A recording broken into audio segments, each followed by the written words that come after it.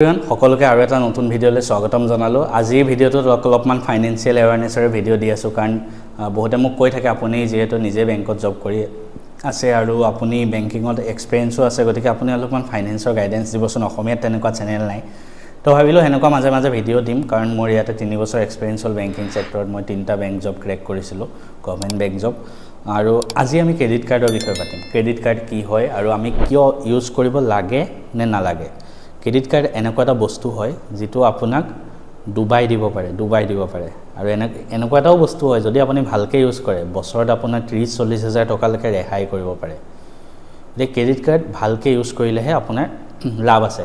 মই মোৰ যদি আজি কথা এটা কম, মোৰ ওচৰত 10খন মান ক্ৰেডিট কাৰ্ড আছে। 10খন মান আছে, মোৰ নিজৰ হিচাপ নাই। মই আজি দেখাম এটা এখনকে কোনখনৰ কি লাভ আৰু মই কিয় ইউজ কৰো দেখাম। পোনপ্ৰথমে ক্ৰেডিট কাৰ্ড কি হয় আপোনালোকক কৈ আছো। ক্ৰেডিট কাৰ্ড হ'ল ক্ৰেডিট মানে কি লোন। তো ক্ৰেডিট কাৰ্ড হ'ল বেংকৰ পৰা আপোনাক এখন কাৰ্ড দিছে। সেই কাৰ্ডখন আপুনি যেতিয়া ইউজ কৰে সেই কাৰ্ডখন দি পেলাই আপুনি পইচা ট্ৰান্সফাৰ কৰিব পাৰে। যেনেকৈ আপুনি অনলাইন শ্বপিং কৰোতে পইচা তাত ইউজ কৰিলে বা আপুনি কবাত গৈ বস্তু কিনিলে, বিশালত গৈ বস্তু কিনিলে, যিকোনো মলত গৈ বস্তু কিনিলে তেতিয়া ইউজ কৰিব পাৰে। তো আপুনি পইচা হেনেকৈ ইউজ কৰিব পাৰে।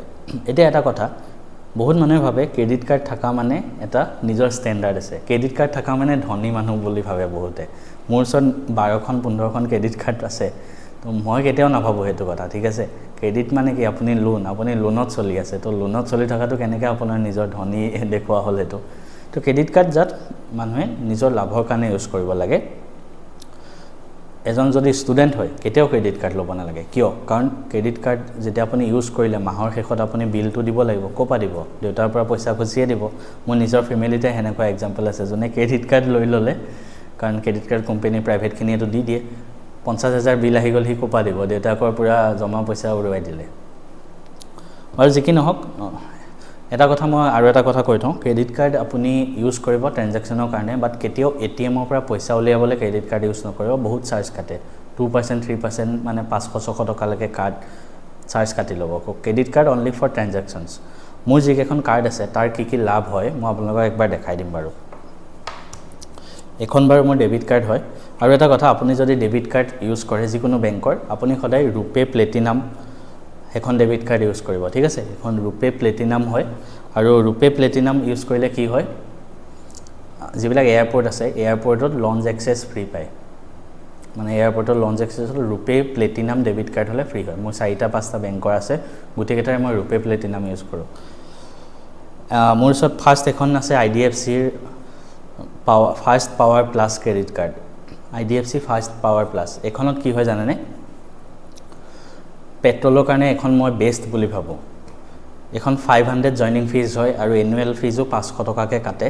500 প্লাছ GST, 18% GST। তো 500-600 550 মানৰ টকাৰ ভিতৰত এখন মোৰ বছৰি কাটে। কিন্তু মই ইয়াৰ পৰা কি লাভ হয়, মই যেতিয়াই ফিউৱেল ট্ৰানজাকশ্যন কৰোঁ only HP petrol pump, Hindustan পেট্ৰলিয়ামত, তেতিয়া I think 5% আছিলে, yes 5% মই কেছবেক পাওঁ। 5% মই কেছবেক এখনত পাওঁ।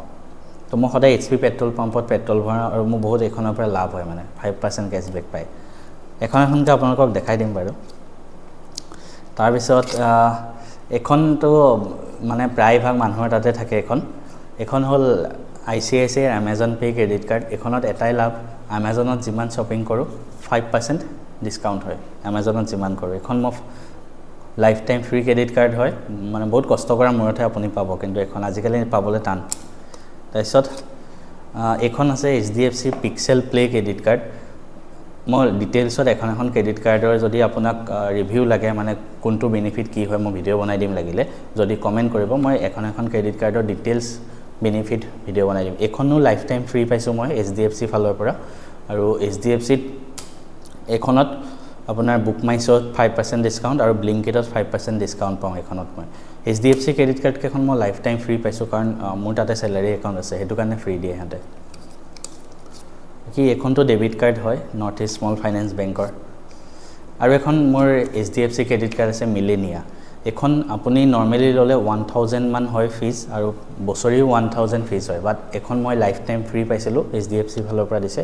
এখনত কি হয়, এখনত আপুনি কেছবেকটো এজ এ ৰিৱাৰ্ড পইণ্ট পাব যিটো আপুনি ইউজ কৰিব পাৰিব যিকোনো কুপন হিচাপে এখনতো 5% ৰিৱাৰ্ড পইণ্ট পায় প্ৰত্যেকটো অনলাইন ট্ৰানজেকশ্যনত এমাজন ফ্লিপকাৰ্ট তাৰপিছত আপোনাৰ গোটেইকেইটা শ্বপিং ৱেবছাইট মিন্ত্ৰা সবতে 5% পায় এখন তো এইটো কাৰণে এখন ভাল বাকি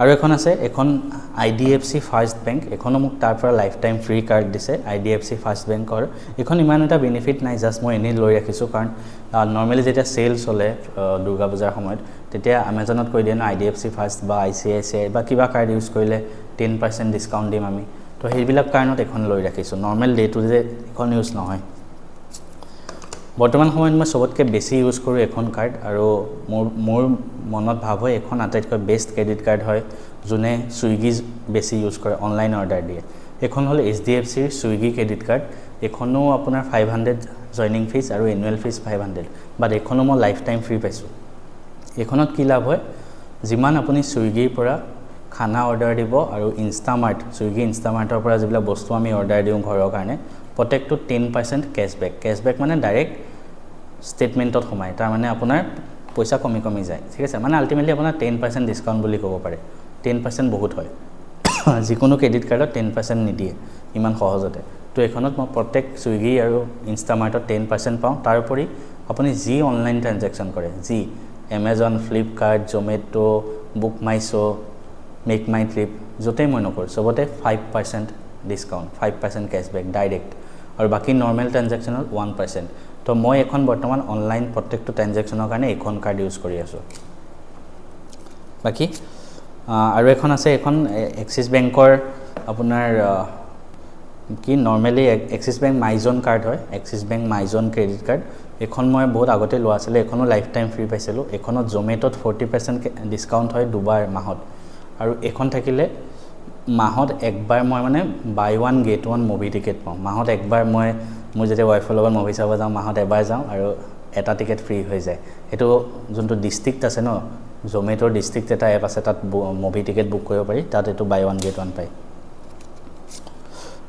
UPI কাৰণে যদি কোনোবা ক্ৰেডিট কাৰ্ড ভাবে এখন বেস্ট হয় এখন টাটা নিউ HDFC কাৰ্ড এখনতো 500 আপোনাৰ জয়নিং ফিজ হয় বাট HDFC ফালৰ পৰা মোক যেহেতু লাইফ টাইম ফ্ৰী কাৰ্ড দিয়ে তো এখনো মই লাইফ টাইম ফ্ৰীত পাইছো এখন ক্ৰেডিট কাৰ্ডত এনেকুৱা হয় আপুনি UPI এখন ৰুপে ক্ৰেডিট কাৰ্ড হয় আৰু এখনত এয়াৰপোৰ্ট লঞ্জ এক্সেসও পায় ফ্ৰীতে এখনত যদি টাটা নিউ লগত মই মানে কানেক্ট কৰি লওঁ তাৰপিছত মই প্ৰত্যেকটো UPI যিবিলাক পেমেন্ট কৰো দিনটোত গুগল পে পৰা মাৰ্চেন্ট ট্ৰানজেকশ্যন হ'ব লাগিব মাৰ্চেন্ট মানে দোকানত দিব লাগিব তো প্ৰত্যেকটো ট্ৰানজেকশ্যনত 1% নিও কইন্স পায় মানে 1% কেশবেক বুলি আপুনি ক'ব পাৰে টাটা নিউৰ পৰা UPI পেমেন্ট কৰিলে হে নিও কইন্সটো মই জমা হৈ থাকে আৰু হেতু মই ইউজ কৰিব পাৰো বিগ বাস্কেট হওক টাটা নিউৰ পৰা টাটা ক্লিকত যিকোনো বস্তু কিনোতে মই হে নিও কইন্সটো ইউজ কৰি ডিসকাউন্ট লগাব পাৰো এটা নিও কইন মানে 1 টকা আৰু টাটা নিউত যদি এখন কাৰ্ড ইউজ কৰি আপুনি বস্তু কিনে তেনেহলে 10% কেশবেক মানে 5% ডিসকাউন্ট আৰু 5% নিও কইন পায় আৰু এখন PNB ক্ৰেডিট কাৰ্ড আছিল জয়েন কৰোতে লোৱা এখনৰ ইমান একো লাভ নহয় তো বাকি হেখিনি মোৰ ক্ৰেডিট কাৰ্ড আছিল যদি ডিটেইলছত ভিডিও লাগে আপোনালোকক প্ৰত্যেকখন কাৰ্ডৰ বিষয়ে ৰিভিউ দি পেলাই মই আপোনালোকক বনাই দিম আপোনালোকে কমেন্ট কৰিব